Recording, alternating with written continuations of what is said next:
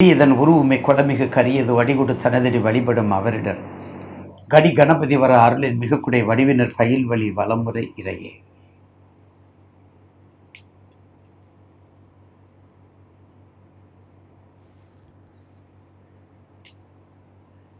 நிகழும் மங்களகரமான பராபவ வருடம் கற்க மாதம் ஆஷாட மாதம் ஆடி மாதம் 16ஆம் நாள் சனிக்கிழமை திருதிய திதியும் சதய நட்சத்திரமும் சித்தயோகமும் கூடிய சுபயோக சுபதனத்தில் அள்ளி கொடுக்கின்ற ஆகஸ்ட் மாதத்தை பற்றி இப்போது பேரன்புக்குரிய மாதாந்திர ஜோதிட நிர்வாகத்திற்கும் வணக்கத்துக்கும் மரியாதைக்கும் உரிய கண்மணியகத்தில் என்ற நேயர் பெருமக்கள் பாதம் பணிந்து அள்ளி கொடுக்கின்ற ஆகஸ்ட் மாதம் இந்த மாதத்தினுடைய பலனை பற்றி உங்களுக்கு இப்போது பதிவு செய்வோம். அதற்கு முன்னதாக ஒரு சின்ன பதிவுகள். இந்த மாதத்தில் 6/8/2026 ஆடி கிருத்திகை, அடுத்தது 14/8 ஆடி பூரம், அடுத்தது 17/8 கருட பஞ்சமி. இந்த மாதத்தில் ஸ்பெஷலாக வருது. ஆடி மாதம் என்றாலே நம்ம எல்லோருக்கும் தெரியும். இந்த ஆடி மாதத்தில் ஆடி மாதம் வர்றதுனால தான், ஆடி ஆவணி வர்றதுனால தான் இந்த ஆகஸ்ட் மாதத்தை நம்ம அள்ளி கொடுக்கும் மாதமாக உங்களுக்கு நான் பதிவு செய்கிறேன்.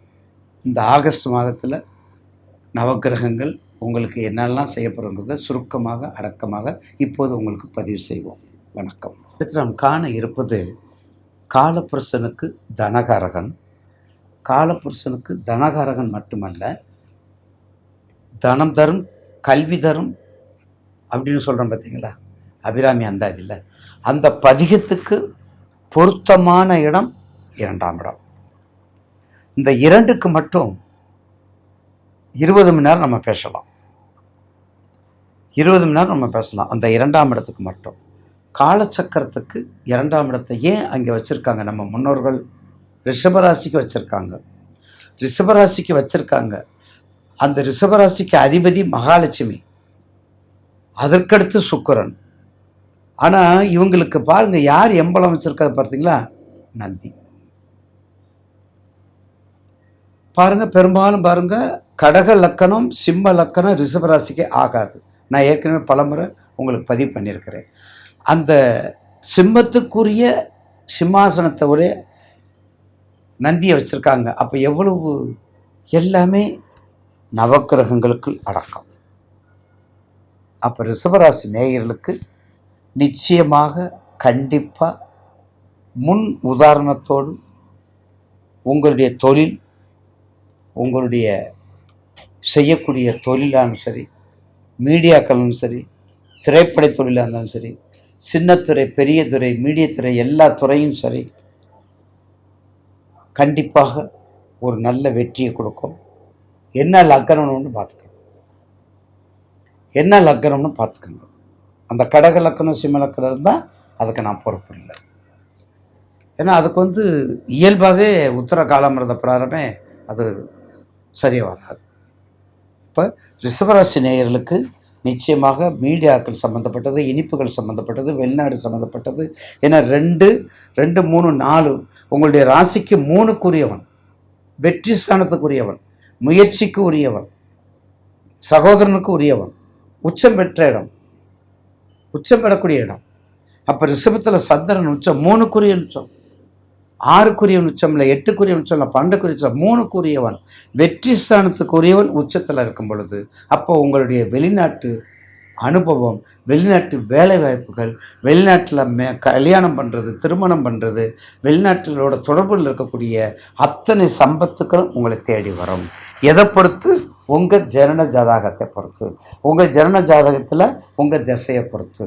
இப்போ ரிஷபராசி ரிஷப லக்கணத்துக்கு சுக்கிர திசை ராகு புத்தி அடித்து தூள் கிளப்பிடும். உங்களுக்கு சுக்கிர திசையில் ராகு புத்தி, ராகு திசையில் சுக்கிர புத்தி, ரெண்டுமே வெளிநாட்டு புரிய நீர் தான். அப்போது கண்டிப்பாக ரிஷபராசிக்காரங்களுக்கு ஒரு மன தைரியத்தை கொடுத்துரும். ஏற்கனவே வெளிநாட்டுக்குரிய தான் ஐயா சொல்லியிருக்காங்க அப்படின்னு சொல்லி அந்த உணர்வோடு தனத்தை சம்பாதிக்கக்கூடிய இடம், குணத்தை சம்பாதிக்கக்கூடிய இடம், பார்த்தீங்களா, பொருளாதாரத்தை உயர்வுக்கு கொண்டு போகக்கூடிய இடம். ராசிநாதன், உங்கள் ராசிநாதன் இப்போது எங்கே இருக்கார் பாருங்க. உங்களுடைய ராசிக்கு 4 சுக்கிரனுக்கு கேதும் சேர்ந்துருக்காங்க. சுக்கிரனும் கேதும் சேர்ந்துருக்காங்க. சுக்கிரனும் கேது சேர்ந்துருப்பது கொஞ்சம் திருமண சம்பந்தப்பட்டதை கவனமாக இருக்கணும். ஏன்னா சுக்கிரன்கிறவன் போகத்துக்குரியவன், சுக்கிரங்கவன் மோகத்துக்குரியவன், கேது ஞானத்துக்குரியவன், கேது யோகத்துக்குரியவன். அப்போ சுக்கிரன் கேது சேரும் பொழுது கொஞ்சம் திருமணம் அடைபடும், திருமண தடைகள் ஏற்படும். சுக்கிரன் தேடி தேடி போய் கொடுத்துக்கிட்டு இருப்பான், கேது என்ன பண்ணுவோம், அதை தடுத்துக்கிட்டு இருப்பான். கேது அதை தடுத்துக்கிட்டு இருப்பான். அப்போ என்ன ஆகும், மனசுக்கு வருத்தமாக இருக்கும்ல, ஏன்னா எவ்வளோ தூரம் போகிறோம். இன்னும் என்னுடைய சகாக்களில் ஒருத்தர் பையனுக்கு சுக்கிரன் கேது, இதே மேஷ லக்கணம், 5ல் சுக்கிரன் கேது, 5ல் சுக்கிரன் கேது, இன்னும் திருமணம் ஆகலை. அப்போ ஏன் திருமணம் ஆகலைன்னா அவருக்கு நான் சொல்ல வரல, யாருக்கு இருந்தாலும் சுக்கிரன் கேது இருக்கும்போது மிக கவனமாக இருக்க வேண்டும். சுக்கிர பிரித்தியோ கேது பிரித்தியோ கும்பிட்டு அதை வழிபாடு பண்ணால் தான் அதனுடைய தாக்கங்கள் குறையும், அதில் மாற்றுக்கருத்து இல்லை.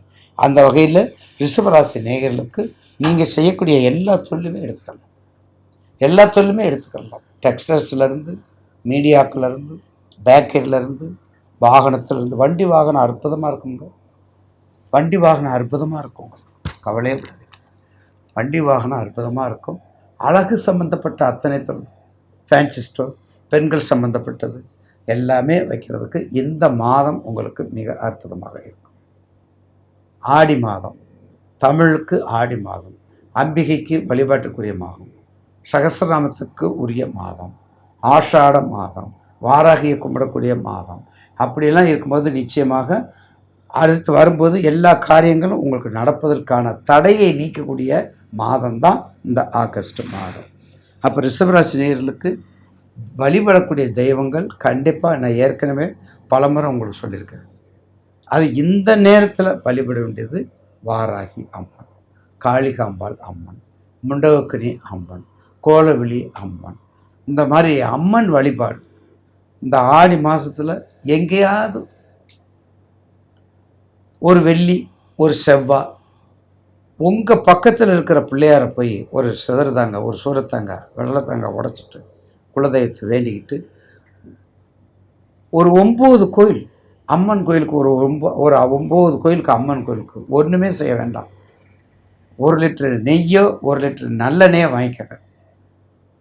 அந்த நல்லெண்ணெயை 1 லிட்டர் நல்லெண்ணெயை 9ஆக பிரிச்சுக்கோங்க. அங்கே போய் லேட்டே பண்ண வேண்டாம், அப்படியே கொடுத்துட்டு கொஞ்சம் பூ, ஏன்னா பூ இல்லாமல் எப்படி போகிறது, புஷ்பம் இல்லாமல் போக முடியுமா, ஒன்றுமே வேண்டாம். ஒரு நெய், ஒரு நல்லெண்ணெய், ஒரு புஷ்பம், அப்படியே 9 பாக்கெட்டு கோயில் பேரை எழுதி வச்சுக்கோங்க. எந்தெந்த கோயிலுங்கிறது உங்களுக்கு அருகாமை இல்லை கோயில், உங்களை நான் சிரமப்படுத்த சொல்லலை. அதுக்காக பர்வதிவர்த்தினை ராமேஸ்வரத்தில் பாரு, வைஷ்ணவி போய் பாரு அப்படின்னு நான் சொல்லலை. உங்கள் சரௌண்டிங்கில் இருக்கிற அம்மன், எஸ்பெஷலியாக இருக்கக்கூடிய ரொம்ப அருள் தன்மையோடு இருக்கக்கூடிய நம்பிக்கைக்குரிய, உங்களுக்கு நம்பிக்கை இருக்கும் அப்படிப்பட்ட நெய்யோ எண்ணெயோ புஷ்பத்தை கொடுத்துட்டு அப்படியே நீங்கள் வந்துடுங்க. இந்த மாதம் உங்களுக்கு ஒரு மிகப்பெரிய வெற்றி வாசலை திறக்கும் என்பதில் மாற்று கருத்து அல்ல.